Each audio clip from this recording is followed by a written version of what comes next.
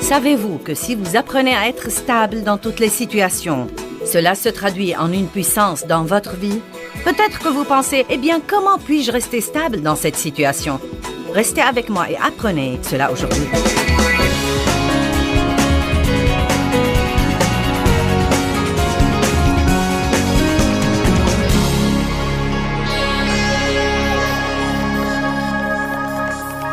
Nous avons l'autorité sur Satan et il ne peut pas l'emporter sur nous tant que nous restons stables. Car croyez-moi, je ne peux pas vous prêcher un message qui vous mette à l'abri des ennuis. Personne n'a un message pareil. Jésus a dit, vous aurez des tribulations dans le monde. Ça en fait partie. Désolé, mais ça en fait partie. Vous ne pouvez pas vous servir de votre foi et en avoir assez pour vous mettre à l'abri des problèmes. Votre foi n'est pas pour éviter les problèmes, mais pour vous aider à y faire face en paix. Allez maintenant. Si vous ne pouvez chanter que quand vous êtes sur les cimes, vous n'avez pas le tableau complet. Vous devez aussi chanter dans les vallées. Si vous ne pouvez louer Dieu que dans la terre promise, vous avez un problème. Vous devez le louer dans le désert. Et si vous ne louez pas Dieu dans le désert, vous n'arriverez jamais à la terre promise. Vous devez faire ce qu'il faut quand c'est dur à faire et faire ce qu'il faut quand vous n'avez pas envie de le faire. Et c'est là que vous grandissez, dans les batailles que vous livrez à la maison à vos heures de minuit à huis clos, juste entre vous et Dieu. Nous ne pouvons pas vivre à l'église et dans les réunions d'études bibliques. Nous ne pouvons pas vivre dans les réunions d'adoration. Il y a des moments où nous devons faire face à notre Goliath et nous devons le vaincre. Moïse a dit au peuple, tout d'abord, vous devez comprendre la situation du peuple pour comprendre ça. Ils avaient la mer Rouge devant eux et l'armée égyptienne derrière eux. Comme pris entre le marteau et l'enclume, ça se pose un peu là. Ils ont été des esclaves pendant des années. Maintenant, voilà Moïse le libérateur. Ils ont entendu le message de la délivrance. Moïse les a fait sortir, mais l'ennemi les a poursuivis. Ils avaient la mer Rouge devant eux. Il est évident que Dieu ne leur facilitait pas la tâche. Il voulait leur montrer sa grande puissance en fendant la mer Rouge pour eux. Bien des fois, les situations qui surviennent dans votre vie, Dieu les autorise pour vous montrer sa puissance en vous délivrant. C'est comme ça que votre foi se fortifie comme vous attendez Dieu et vous le voyez faire des choses que lui seul peut faire. Amen. Ça commence par de petites choses et ça va vers de plus en plus grandes choses. La mer devant eux, l'armée égyptienne derrière eux. Moïse dit, ne craignez rien. Restez en place, ferme, confiant, imperturbable, et regardez la délivrance que l'Éternel va vous accorder en ce jour. Car les Égyptiens que vous voyez aujourd'hui, vous ne les verrez plus jamais. L'Éternel combattra pour vous. Maintenant, écoutez. L'Éternel combattra pour vous et vous, quoi? Gardez le silence et restez en paix. Donc, c'est votre rôle dans toutes les batailles. C'est le plan de bataille de Dieu. Quoi qu'il arrive, gardez le silence, restez en paix. Continuez à faire ce que vous savez faire. Éphésiens 6 dit, après avoir tout surmonté, tenez ferme à votre place. S'il y a quelque chose que vous pouvez faire, faites-le bien sûr. Mais quand vous êtes sûr que vous ne pouvez rien faire, vous devez juste garder le silence, rester en paix et dire « Dieu combat pour moi ». Dieu combat pour moi. Chaque fois que le diable vous dit « Rien ne se produit, dites-lui, tu es un menteur », Dieu combat pour moi. En ce moment, Dieu travaille et je verrai ce qu'il fait au bon moment. Peut-être qu'il n'est pas en avance, mais il ne sera pas en retard. Vous feriez mieux de répondre au diable et de ne pas le laisser faire tous les frais de la conversation. 2 Chroniques, chapitre 20,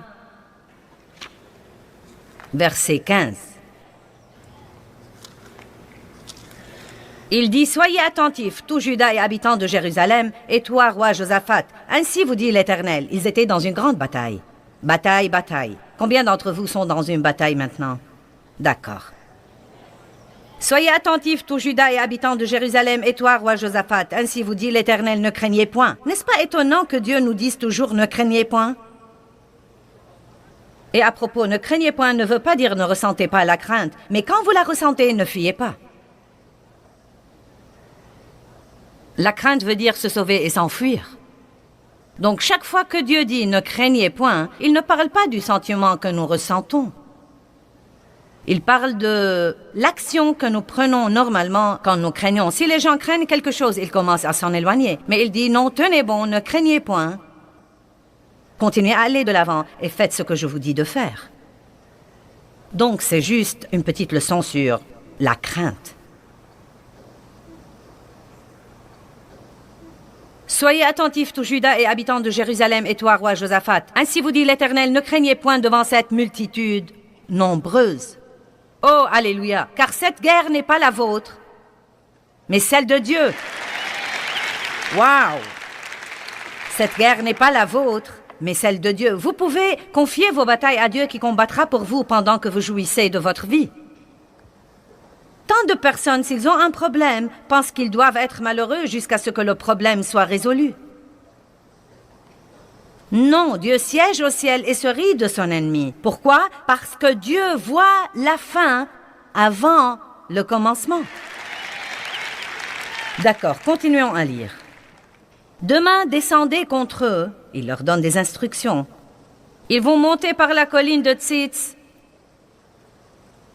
Et vous les trouverez à l'extrémité de la vallée en face du désert de Jéruel. Vous n'aurez point à combattre en cette affaire. Présentez-vous, restez en paix, et vous verrez la délivrance de l'Éternel qui est avec vous. Juda et Jérusalem, ne craignez point et ne vous effrayez point. Demain, sortez à leur rencontre et l'Éternel sera avec vous. Il dit tout le temps, restez en paix, restez en paix, restez en paix, restez en paix. Ce n'est pas votre bataille, c'est ma bataille. Regardez ce qui arrive. Et Josaphat s'inclina le visage contre terre.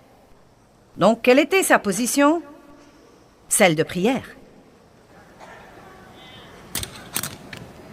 Dieu, je me fie à toi. Je m'appuie sur toi, Dieu, je compte sur toi. Je ne vais pas agir dans la chair. Je ne vais pas abandonner ma joie. Je crois, Dieu, que tu travailles en ce moment. Donc, il s'est mis à ses genoux et il a commencé à prier. Écoutez. Et Josaphat s'inclina, le visage contre terre, et tout Juda et les habitants de Jérusalem tombèrent sur leurs faces devant l'Éternel pour adorer l'Éternel. Et les Lévites d'entre les fils des Kéatites et les fils des Korites se levèrent pour louer l'Éternel, le Dieu d'Israël, à grande et haute voix. Et croyez-moi, si vous pouvez tous louer Dieu, les jours du diable seront finis. Et ça continue dans le même esprit. Regardons le verset 21. Il tint conseil avec le peuple et il établit des chantres pour louer l'Éternel revêtus d'ornements sacrés. Dites à votre famille, quand vous êtes dans une bataille, je vais entrer dans ma chambre prier et je veux que vous chantiez. Et marchant devant l'armée, il disait, au milieu de la bataille, il ne disait pas, oh mon Dieu, qu'allons-nous faire? Je ne sais pas ce que nous allons faire, qu'allons-nous faire? Voilà ce qu'il disait. Oh, louez l'Éternel, car il est bon, car sa miséricorde dure toujours. Oh, louez l'Éternel, car il est bon, car sa miséricorde dure toujours. Et Josaphat était visage contre terre, il disait, oh, merci Dieu pour ta délivrance, merci Dieu pour ta délivrance. Nous savons que tu es avec nous, Dieu, la bataille n'est pas la vôtre, mais la tienne. Et tous les autres chantaient, louez l'Éternel, car il est bon, car sa miséricorde durera toujours. Regardez ce qui arrive.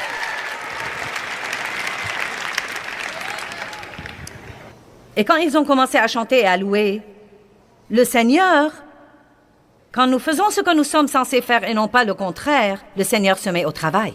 L'Éternel mit des embûches contre les fils d'Ammon et de Moab et de la montagne de Séhir qui venaient contre Juda, et ils se sont entretués. Que veut dire cela? Ils étaient vraiment déconcertés. L'ennemi était vraiment déconcerté. Le diable est vraiment déconcerté quand il vous attaque de son mieux. Et tout ce que vous faites, c'est de louer et de chanter et d'adorer et de vous fier à Dieu. Et ils étaient si déconcertés qu'ils se sont entretués.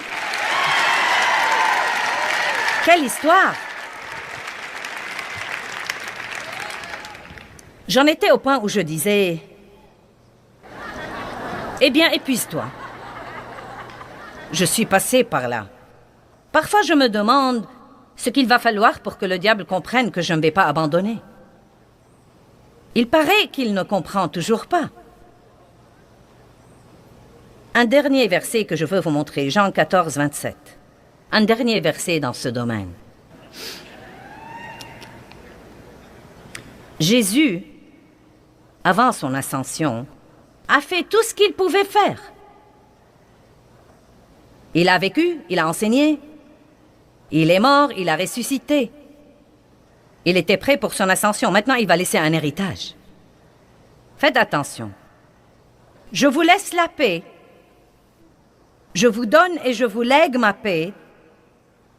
Je ne vous donne pas, moi, comme le monde donne. Maintenant, voilà notre instruction. Que votre cœur ne soit ni troublé, ni craintif. Arrêtez de vous permettre d'être agité et troublé et ne vous permettez pas d'être craintif et intimidé et lâche et instable. Vous devez mieux agir. Jésus dit, écoutez, je vous ai donné ma paix. Elle est en vous. Maintenant, qu'allez-vous en faire? Allez-vous laisser vos émotions régner? Ou allez-vous utiliser cette maîtrise de soi suscitée et menée par le Saint-Esprit?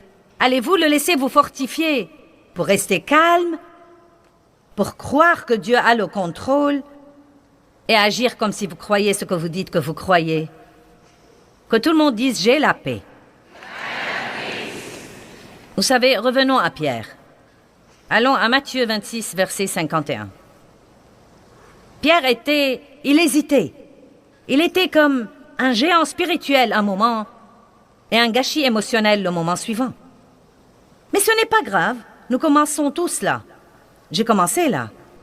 Ce n'est même pas une mauvaise nouvelle si c'est là où vous en êtes. La seule chose que j'essaye de vous faire faire, c'est de vous rendre compte qu'il ne faut pas rester là. Je ne peux pas changer ça du jour au lendemain et vous non plus. Le point essentiel, c'est que vous devez faire des progrès. Si vous vous améliorez d'ici 1 an, c'est bon. Ça pourrait prendre 10 ans, je me fiche pas mal du temps, tant que vous finirez par être stable et le genre de personne par laquelle Dieu peut travailler et sur laquelle il peut compter. Je vous l'ai déjà dit, j'étais un gâchis émotionnel. Mais Dieu m'a changé. C'était difficile, mais ça en valait la peine. Pierre était un homme émotif, lunatique. Il parlait tout le temps. Il faisait des choses vraiment insensées, et pourtant il a changé. Matthieu 26, 51. Et voici un de ceux qui étaient avec Jésus dans le jardin de Gethsémani. Étendit la main et tira son épée. Il frappa le serviteur du grand prêtre et lui emporta l'oreille. Voilà Pierre à nouveau. Totalement émotif. Complètement émotif. Jésus avait fini de prier. Il avait sué de gros grumeaux de sang. Il avait vécu la chose mentalement et émotionnellement. Il n'allait pas fuir. Il allait faire la volonté de Dieu. Et maintenant, voilà Judas. Il donne à Jésus le baiser de Judas. Et voilà le serviteur du grand prêtre. Ils allaient prendre Jésus à la ville pour le battre et le crucifier. Pierre, complètement émotif. Je ne supporte pas ça.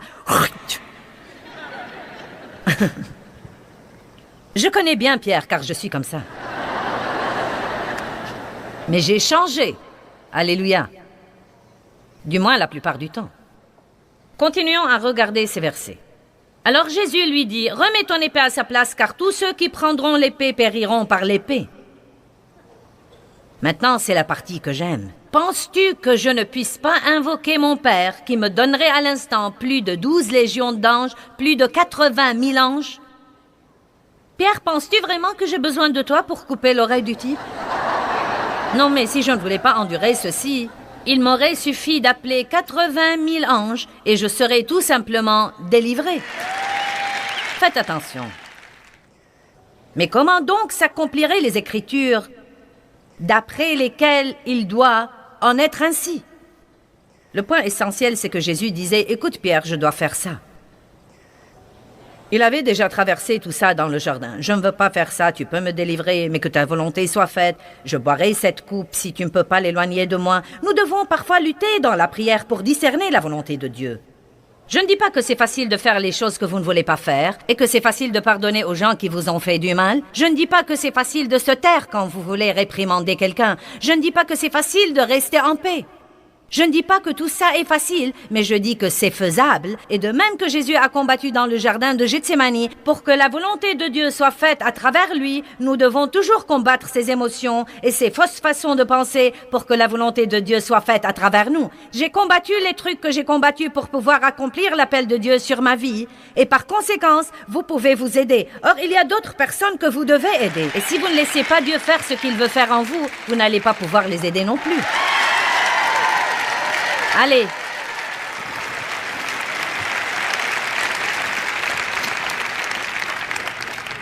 Comme je vous l'ai dit plus tôt, l'émotion négative la plus dangereuse, c'est la colère. Moïse était un homme coléreux. Il aimait Dieu, mais son caractère n'a jamais été rectifié. Aussi grand que soit votre amour pour Dieu, si vous avez un mauvais caractère, arrêtez de dire « cela tient de famille ». Il y a des gens qui sont coléreux et ils ne savent même pas pourquoi ils sont coléreux. Donc vous devez découvrir pourquoi vous ressentez ce que vous ressentez. Peut-être que vous êtes coléreux parce que vous avez des problèmes encore irrésolus dans votre passé. Les émotions dangereuses enterrées vivantes ne meurent jamais. Elles restent au-dedans de vous et vous rongent. Tant de gens ont un comportement dysfonctionnel aujourd'hui parce qu'il y a quelque chose d'enterré en eux dont ils ne se sont jamais occupés. J'ai dû m'occuper de beaucoup de trucs. Mon père a abusé de moi pendant 15 ans. Ma mère ne m'a pas aidée. Elle se comportait comme si de rien n'était. Et ça a fini par lui faire du mal, aussi bien qu'à moi et à tous les autres. Et ça m'a posé beaucoup de problèmes. Beaucoup de problèmes. Je ne me comprenais pas moi-même. Je ne comprenais pas pourquoi je me comportais de cette façon. Je ne comprenais pas la réaction des gens à mon égard. Je ne comprenais vraiment pas. Mais Dieu vous apprendra si vous le laissez faire. Et si vous commencez par dire « D'accord Dieu, je me sens furieux tout le temps, quel est mon problème ?» Comme ma fille cadette qui avait un problème avec la colère. Elle ne se mettait pas en colère contre les autres, mais elle se mettait constamment en colère contre elle-même quand elle ne travaillait pas de la façon dont elle voulait travailler. Et elle a finalement dû faire face au fait qu'elle prenait sa valeur de ce qu'elle faisait et non pas de qui elle était. Elle vous aurait dit la même chose si elle était là. Elle me laisse partager des choses comme ça si ça aidera quelqu'un d'autre. Notre famille est comme ça. Si notre gâchis peut devenir votre miracle, qu'il en soit ainsi. Amen. J'ai décidé que mon gâchis sera mon message et peut-être qu'il sera votre miracle. Trouvez la vérité dans votre cœur. N'amassez pas seulement ces trucs. Donc, les gens coléreux ont une cause profonde à leur colère. Je ne sais pas quelle était la cause profonde de la colère de Moïse, mais je sais qu'il ne l'a jamais vraiment traitée. Quand Moïse est monté prendre les 10 commandements, il est descendu et a vu que le peuple adorait un veau en or. Il s'est mis en colère et il a jeté les 2 tables de pierre sur lesquelles Dieu lui-même avait écrit les commandements et il les a brisées en 1000 morceaux.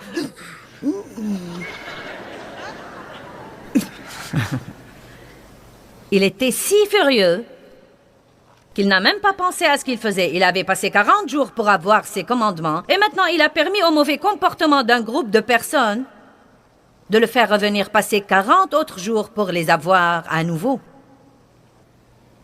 Combien de fois faisons-nous le pire gâchis en nous exaspérant de ce qui se passe?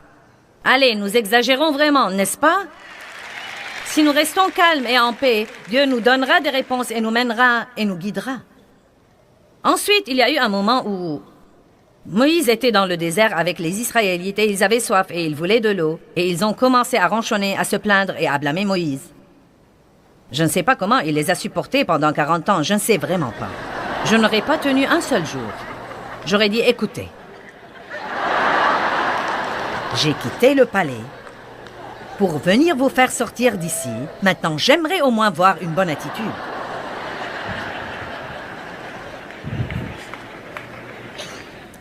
Mais ils ronchonnaient, ils se plaignaient. « Nous voulons de l'eau, nous voulons de l'eau !» Donc Moïse est allé à Dieu.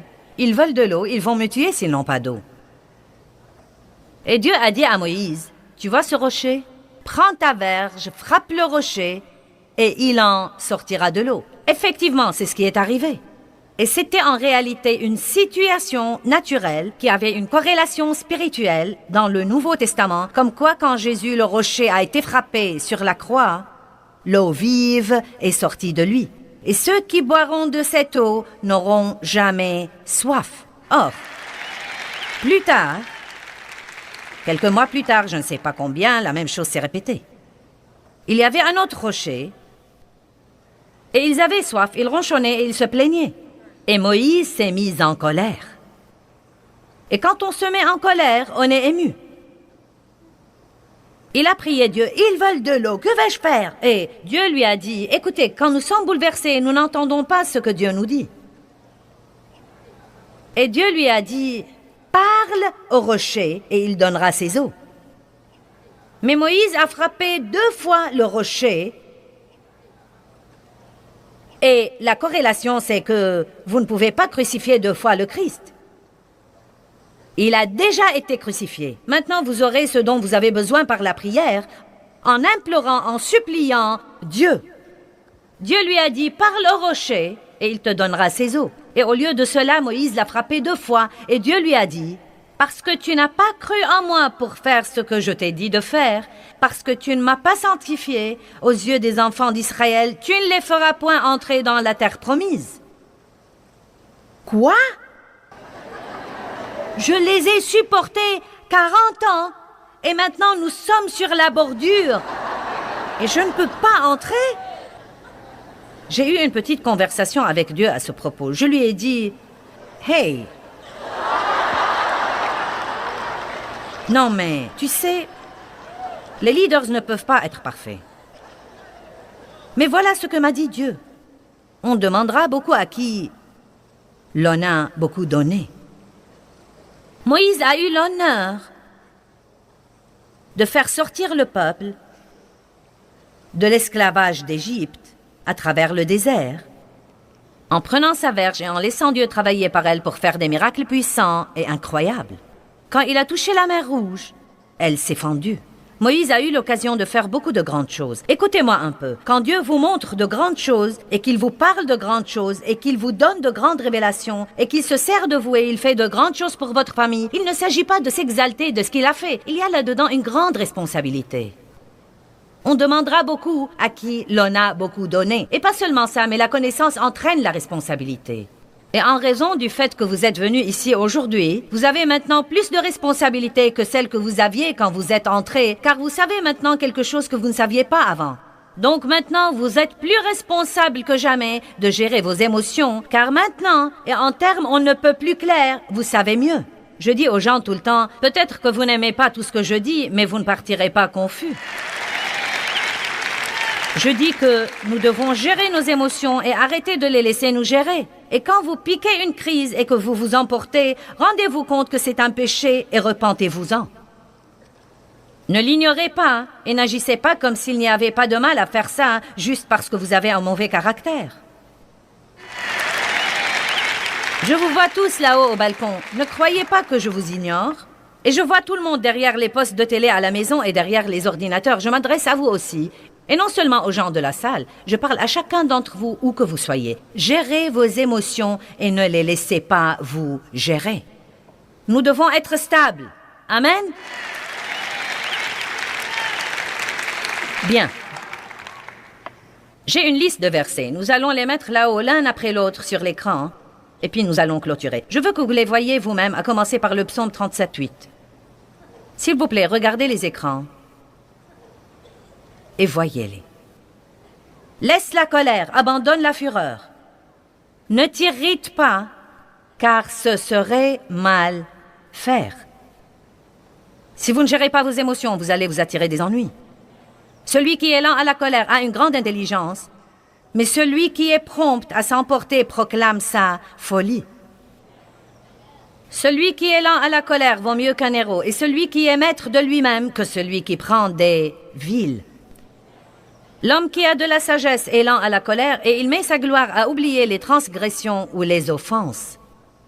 Ne fréquente pas l'homme coléreux. Oh oh. Et ne va pas non plus avec l'homme violent. L'homme coléreux excite les querelles et l'homme qui se met en fureur abonde en transgression.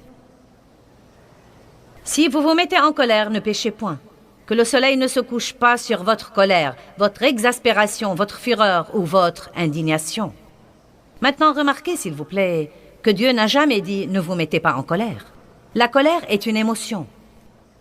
Si quelqu'un vous offense ou vous blesse ou vous fait du mal à quelqu'un que vous aimez, vous allez ressentir la colère. De même que si vous perdez quelque chose que vous aimez, vous allez vous sentir déçu. Si un bien-aimé meurt, vous allez ressentir le chagrin. Nous ne pouvons pas vivre sans rien ressentir. Je ne vous demande pas de ne rien ressentir. Mais nous devons vraiment jouir des émotions positives et apprendre à gérer les négatives. Si nous ne le faisons pas, nous ouvrons à l'ennemi une porte que nous ne voulons pas lui ouvrir.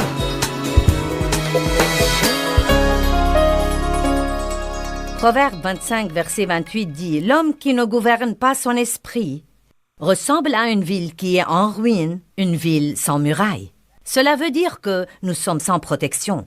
Je ne crois pas que nous puissions imaginer, sans des études minutieuses sur ce plan, à quel point c'est important d'être stable dans toutes les situations.